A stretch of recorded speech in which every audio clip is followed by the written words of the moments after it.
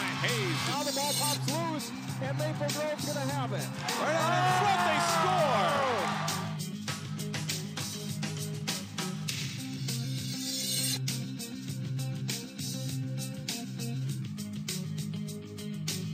Hello and welcome to Sports Jam for the week of September 22nd. I'm John Jacobson. And I'm Jay Wilcox. On today's program, highlights from soccer, swimming, volleyball, tennis, and football. Plus, we'll meet a pair of Champlin Park football standouts and hear from members of the Park Center girls soccer team. Let's start, though, with boys soccer and an undefeated Maple Grove team. The Crimson had shut out 3 straight conference opponents and were looking to make it 4 in a row as they hosted Elk River Zimmerman. Ben Zaver steals the Elks pass, and he'll get it over to Reed Diamond, who rolls the slow shot inside the post here. That makes it 1-0 with 9:31 left in the first half. Same score in the second half. Off a throw-in from Trevor Gift, Carson Thomas heads the ball over the keeper and in. Maple Grove up 2-0. The free kick by Kevin Hoof is off the goal post and bounces to Zaver, who puts it away for a late insurance goal. Maple Grove wins it 3-0 over the Elks. Brooklyn Center's boys soccer team has had an up-and-down season. The Centaurs were looking to make it 2 wins in a row as they faced St. Croix Lutheran. A good chance for the Centaurs here. They'll get a low shot away, but Trenton Kruger makes a diving save here for St. Croix. After a scoreless first half, St. Croix gets on the board as Aaron Swanson controls it and sets up Kotaro Otsuki, who makes a nice move and then puts the shot home. Moments later, Otsuki gets free behind the Centaurs defense, and he'll bury another one to put the Crusaders up by a 2-0 score. And they put the game out of reach as Satoshi Nakamura scores. St. Croix Lutheran wins this one by a score of 3-0. Two teams fighting to stay near the top of the Northwest Suburban Conference girls soccer race met up as Park Center hosted Blaine. And Blaine's Brittany Monty wastes little time getting on the board. She's in alone to score for a 1-0 Bengals lead. And it's a familiar sight in this one. Park Center plays well in the first half. After a corner kick, they keep it alive. Molly Monson gets the shot, but Emily Brown makes a nice save here for Blaine. They get another scoring chance. Loose ball ends up with Josie Pay, but her shot is just high over the crossbar. Pirates trail it 1-0 at halftime. Second half, and as Monty striking again, she plays his pass to defense and tucks his shot away for a 2-0 Bengals lead, and she's not done yet. Monty's third goal comes on a perfect direct free kick as Blaine wins it 3-0. We'll hear from the Pirates later in the show. Maple Grove's volleyball team came into last Thursday's match against Champlin Park with a 6-1 record, but they knew they were in for a challenge against a Champlin Park team coming in without a conference loss. Highlights from a great first set. The quick set here goes to Lauren Bright for a Crimson kill and an 11-9 Maple Grove lead. Back and forth this one went. Janae Alderson gets up for the block as the Rebels take the lead at 14-13. Down a point, Paige Aspinwall sets the ball outside to Paige Hidsey for the kill, tying the score at 21. The Rebels would eventually pull out the win 25-23. The second and third sets are not as close. Alderson off the back set from Peyton Studelberg scores the point. Then Sydney Hilly gets up for a block and a kill to give Champlin Park a 19-14 lead. They go on to win 25-17 and then 25-16 in the third set. Champlin Park sweeps Maple Grove. With that win, Champlin Park is now 6-0 in Northwest Suburban Conference matches. The lone unbeaten team. Tino Grace, Osseo, and Blaine are all a game back with Maple Grove at 5-2. Armstrong is 4-2. A big win for the Hopkins volleyball team over the weekend. The Royals took down top-seeded Eden Prairie, or top-ranked Eden Prairie rather, in the championship match of the Apple Valley Invitational.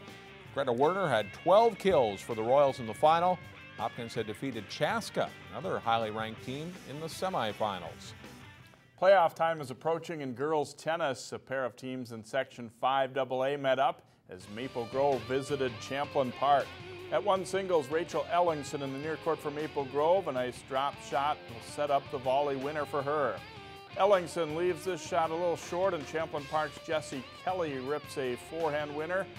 But Ellingson wins in straight sets. Two singles, Emily Sjostrom serving for the Rebels, Peyton Ordner for the Crimson. Sjostrom comes to the net and gets the volley winner on her way to a straight set win. At number 3 singles, Allie Kelly in the far court for Champlain Park, and she gets the point with a nice passing shot and wins it 7-6, 6-1.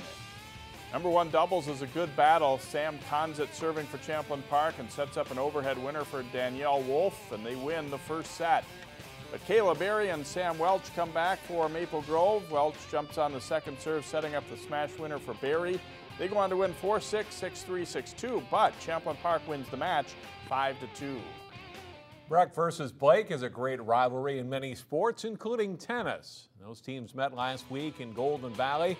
Number 1 singles play, Breck's Katie Schmoker ripping a nice serve, and that sets up a forehand winner for her. But Blake's Jane Fraley dominates the match. Backhand down the line, setting up the forehand winner, and Fraley wins in straight sets. Number 2 singles, Blake's Libby Rickman puts the short ball deep in the quarter, setting up a volley winner for her. And it's really nice net play again by Rickman. And she beats Anna Zumwinkle in straight sets. 3 singles, Paige Lawu in the near court for Breck. Nice touch on the volley winner. 1 doubles play, Kendall Kozakowski serving for Breck. Sets up the volley winner for Grace Zumwinkle. And then Zumwinkle will jump on the second serve and stroke a forehand winner here down the line.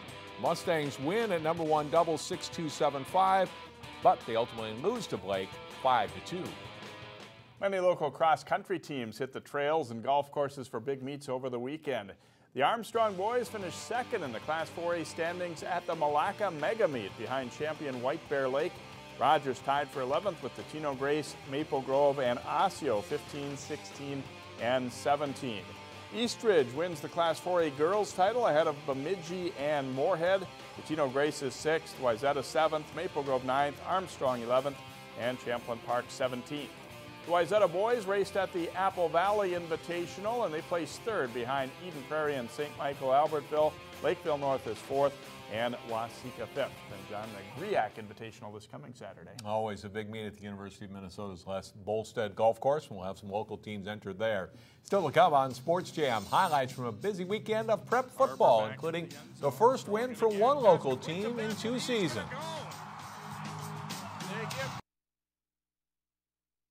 Welcome back to Sports Jam, and time to talk football. Yeah, Cooper is off to a good start, and they hope to stay unbeaten as they hosted Chanhassen in Metro West play in the team's first ever meeting. First play of the second quarter, and Cole Kirchhoff on a 4th and 1 play gets to the end zone from 15 yards out for Chanhassen. They lead 7-0. After another Storm TD, Cooper erupts. Philip Howard throws a strike to Jordan Marshall in the corner of the end zone to get the Hawks on the board. A big defensive play by Cooper as a linebacker Alonzo Hawley intercepts the Maxon Hutton pass and returns it to the Storm 25 to set up a Levante Taylor touchdown. And then after the Hawks recover a fumble on the ensuing kickoff, Taylor scores again as Cooper scores 3 times in about 3.5 minutes to lead 24-13 at the half. A big break for the Storm as the deflected pass winds up with Chad Mapes to set up a touchdown, and Chanhassen grabs the lead back. Cooper goes back in front 30-28 on Taylor's 2-yard run, but Chanhassen scores 2 minutes later, and they hand Cooper its first loss, 34-30.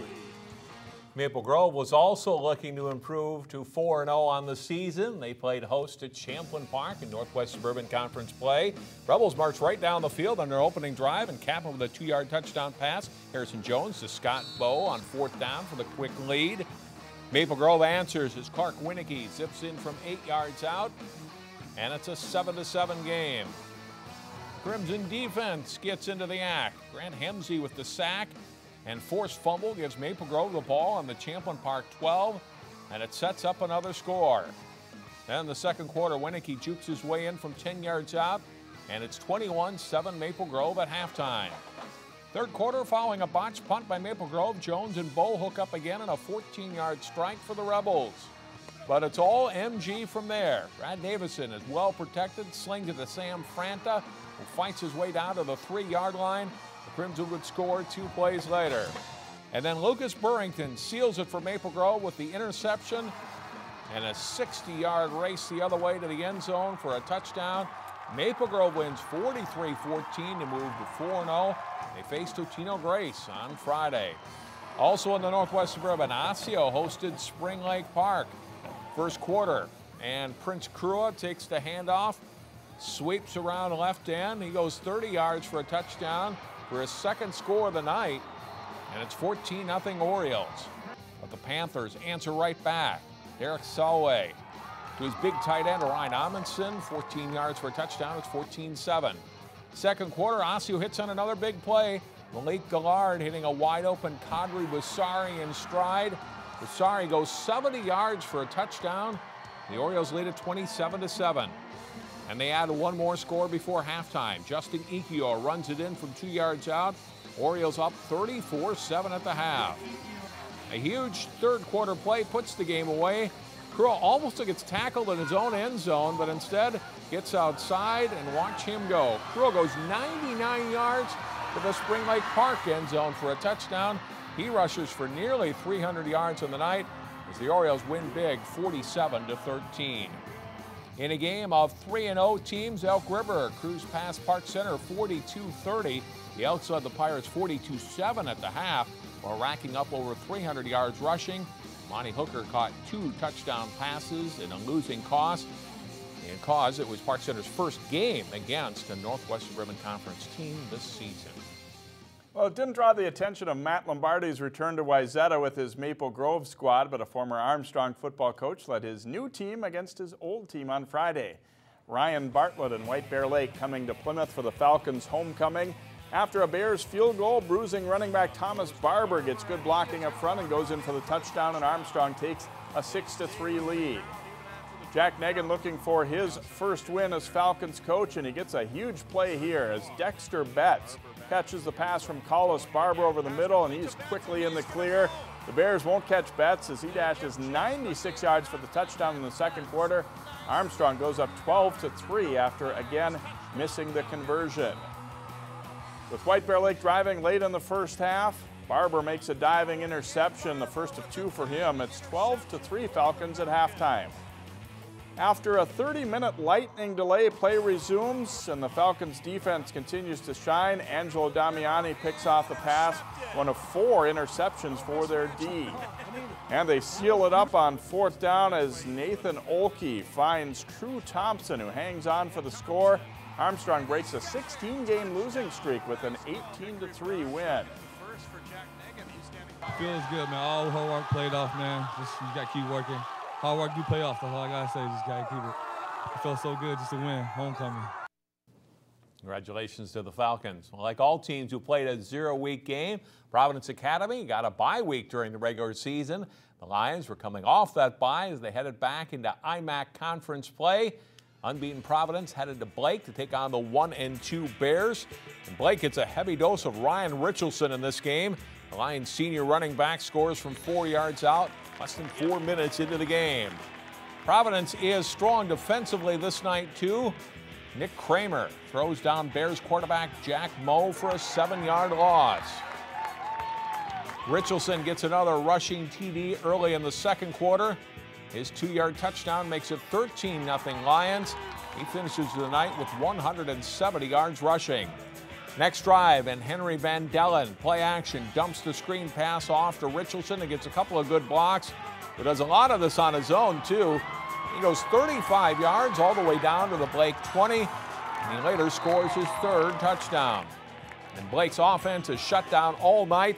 Ryan's younger brother, Matt Richardson, drops Moe for another big loss. Providence leads 19-0 at the half on their way to a 32-3 win over Blake. Maple Grove's girls swimming and diving team is always a contender and frequently a champion in the Northwest Suburban Conference. Thursday night, the Crimson hosted rival Osseo. Maple Grove looked to start the season 3-0. The 200 medley relay is close all the way. Osseo's Caitlin Strauss gives her team the lead in the butterfly leg, and then Emily Houle brings it home for the Orioles. Their time 1 minute 54.52. 200 freestyle, Maple Grove's Rose Gallagher wins big. Her time is 2 minutes, 0.61 seconds. In the 200 IM, Maple Grove senior Erin Buck sets a new pool record with a time of 2 minutes, 9.89 seconds. The Crimson's Allison Schulte wins the diving competition with a total score of 227.4.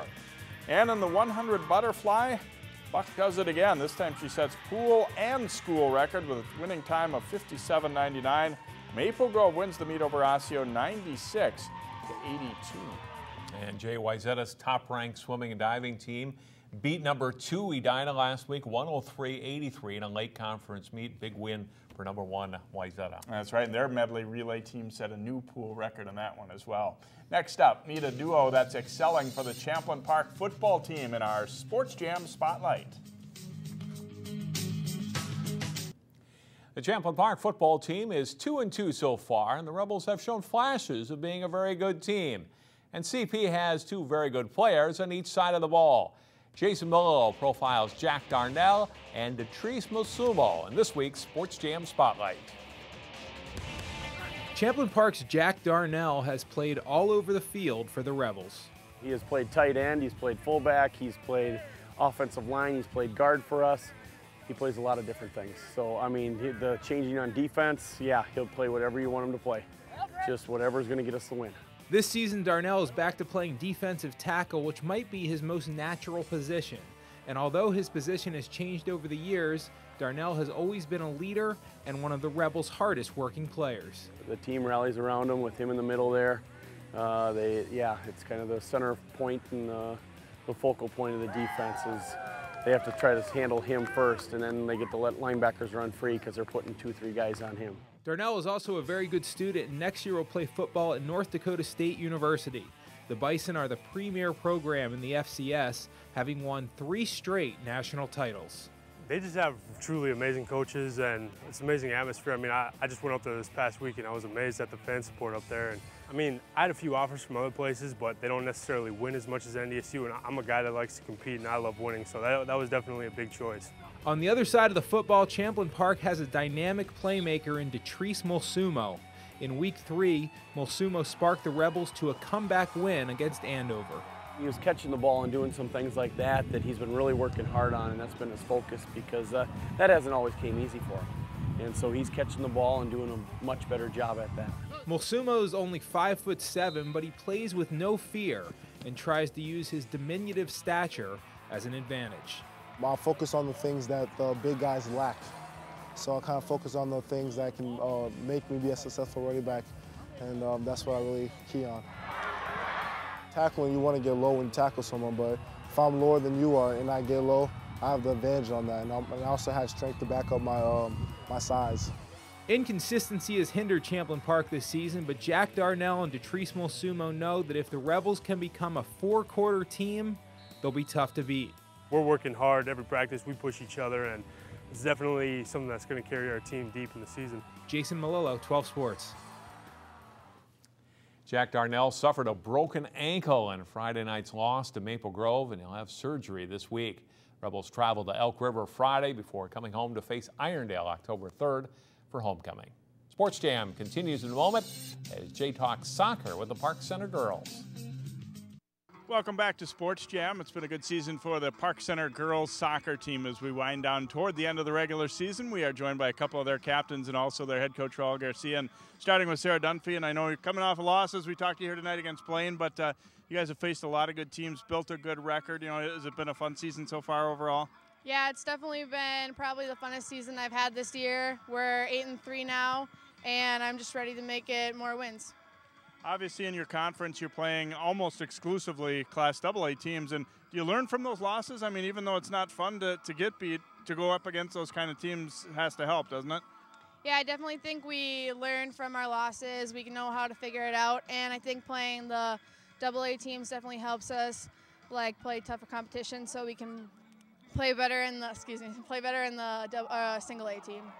I know you've been ranked for part of the year in Class A. Is that a good feeling, or is it more fun to be under the radar? I mean, definitely more teams will be gunning for us, but I think it feels good to know that we are rated in state, and it's just a really good feeling. Thanks for joining us, Sarah. Good luck the rest of the way. Thank you. And Emily Nelson, your team, as we said, you know, we knew a couple weeks ago you were going to start to hit the really toughest part of the schedule. What have you learned about your team from playing the, you know, Maple Grove, Centennial teams like that? We definitely learned that we are going to face some tougher teams in our conference, but we also know that playing these teams just make us better for sections and better prepared when we play the smaller schools. What's been the biggest key for your success this year in the games that you guys have come out and won? What have you really done well as a group? I think that the chalk talks that we have before the games really help to set the mentality, and just like chemistry, like team dinners and like just enjoying ourselves at practice, but still being able to work hard really set the tone and motivated us for each and every game. Thanks so much for joining us, and good luck down the stretch here. Yeah, thank you. And Coach Garcia, I know as we talked a couple weeks back, you know, you knew you were going to be seeing some really good teams and probably weren't going to stay undefeated, but are you still positive about this group? Oh, I'm very positive. You know, we have a great group of senior leadership and that are taking over, and we learn from every game. You know, we take a little away from losing to Maple Grove and to Centennial and to Blaine, and you know, it just prepares us for the section playoffs. And you know, every time that we lose or if we win, we always got to learn something from it, and being able to learn and being able to come together as a team, whether we win or lose. You know, that's a team. That's the type of team that I want to be. A team that we win, we're going to win with class, and we're going to lose with class. So. Do you feel like the girls have responded pretty well to the ups and downs of a season like this too? It's been mostly ups for you. Yeah, I think they've responded pretty well. You know, in the locker room, they get a little down on themselves from. I mean, losing's not any fun, but you know when you know that you hung with some good teams, and with Maple Grove and Centennial being ranked in the top 10 and. It's good to be able to know where we are as a program and that we can hang with them, and that, we're potential we could, upset some people. Thanks for joining us, Raul, and congrats on a great season. Thank you. Appreciate it very much. Thank you. Raul Garcia, the Park Center girls soccer coach, is his team enjoying an outstanding season in the Northwest Suburban. We'll be back to put the finishing touches on Sports Jam, but first a look at our Plays of the Week.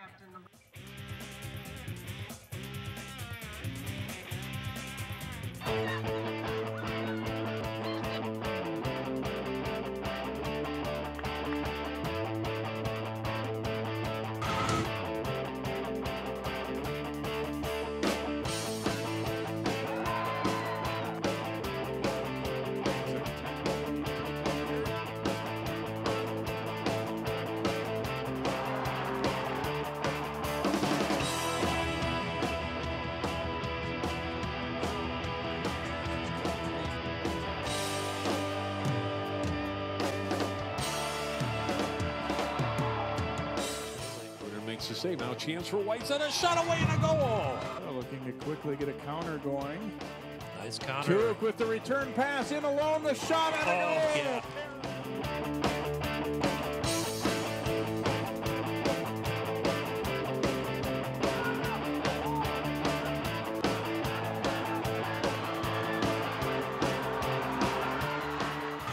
High school sports are back for another year on Channel 12. You can catch all of the regular season telecasts live on the web through our website at 12.tv. Blocked by Hayes, and for the first time this fall, watch over 20 prep games live on Channel 12. Football, volleyball, and soccer from throughout the Northwest suburbs, live on Channel 12, your local source. Thompson firing, and he scores! For a complete list of games, go to 12.tv. Our game of the week is a Northwest Suburban Conference volleyball match as Osseo hosts Spring Lake Park. The game is Tuesday at 7 o'clock. You can watch it live here on Channel 12 or on 12.tv, or catch the replays Wednesday night at 7 or Saturday morning at 10. And that'll do it for this week's show. See you next time here for Sports Jam.